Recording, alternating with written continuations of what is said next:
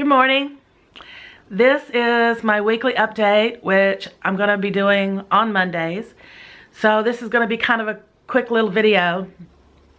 Yeah, if you watched my video last week, these numbers aren't going to be great. But I did some thinking about it, and I'm pretty sure I know what's happening. So I don't feel that bad about it. The numbers will get better. To start off with, last week I weighed 203.2. This morning I weighed 203. So that's not a big loss. That's a 0.2 weight loss, which for the effort I put in this week, it's kind of disappointing. But again, I said as long as it's less than it was last week, I'm happy. So that's a little victory. Now let's talk about the other numbers. They're not so great, but I'll explain why after this. My blood pressure this morning was 157/84 at 67 beats per minute.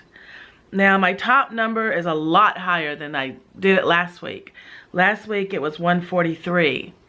But yeah, my middle number stayed about the same, as did my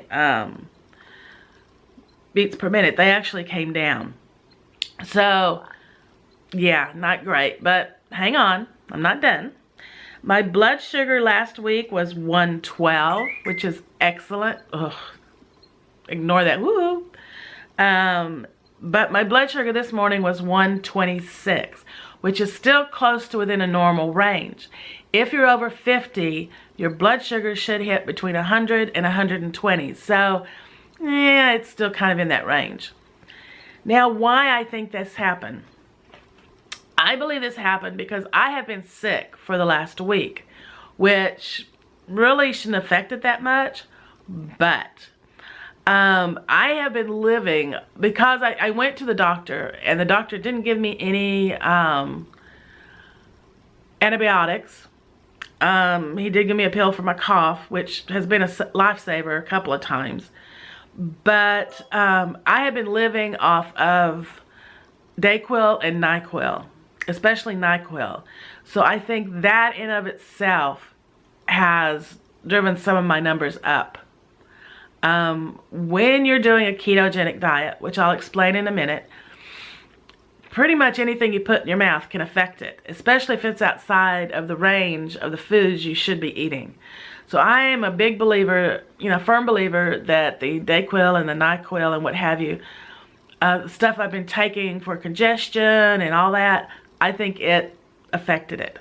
I will find out for sure, because I am not going to take it anymore. All I basically have left now is some draining and a cold. So I'm going to try not to take any more quills for a few days and see what happens. And I'll come back and report that to you and see if that puts my numbers back down where they were. Because I was doing very well. My numbers were very, very good. So let's talk a little bit about what I'm doing. I'm doing what's called a ketogenic diet. Now, if you go on here and you look that up on YouTube, you're going to find a lot of different explanations. But the majority of them are I keep getting distracted by stuff by the window. The majority of them are very basic. And that's 75% of your calories or your food should come from high fats. 20% roughly should come from protein, and only 5% should come from carbohydrates. And if you eat this way, it'll throw your body into a state of ketosis.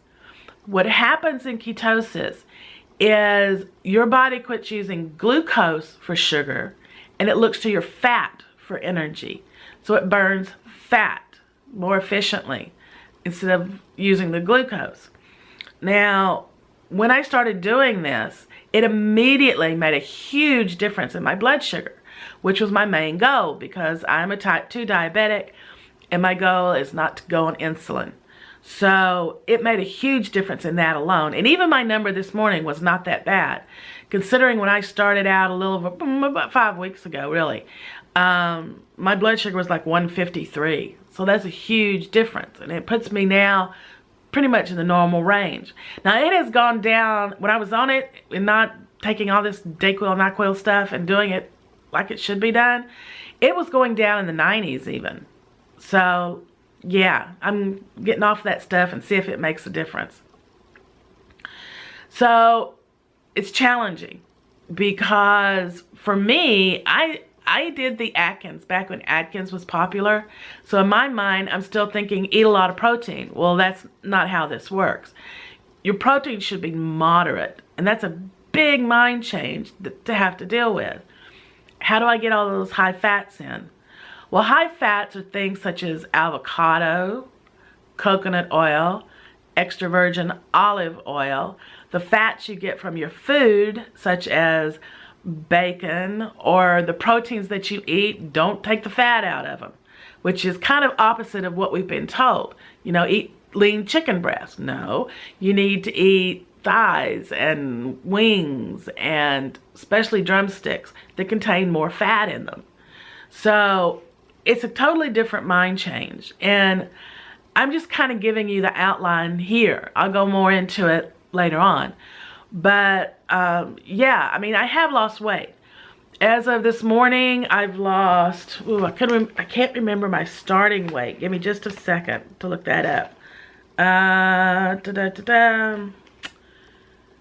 Yeah, as of this morning, all told, and like I say, it's been about 5 weeks. So it's been a struggle, especially the last 2 or 3 weeks since I've been taking a bunch of the stuff for my sickness. But I have lost 7 pounds. So it's still a minus. I'm still losing weight. And hopefully it'll get better as I can get back on the right track. So I just wanted to report this morning, do a quick little video, give you a rundown of where I'm at and where I'm headed.